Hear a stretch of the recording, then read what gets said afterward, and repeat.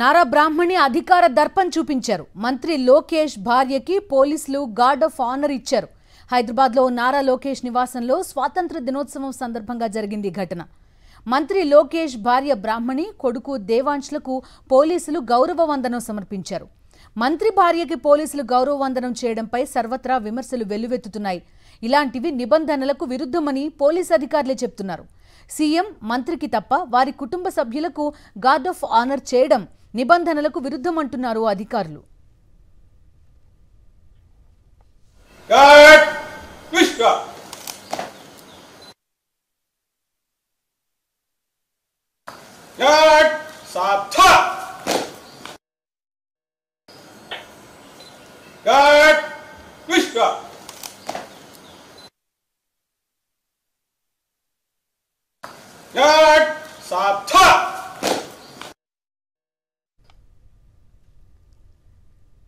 స్వాతంత్ర దినోత్సవం సందర్భంగా హైదరాబాద్ నివాసంలో జాతీయ జెండా ఎగురవేశామని నారా బ్రాహ్మణి పోస్ట్ కూడా చేశారు.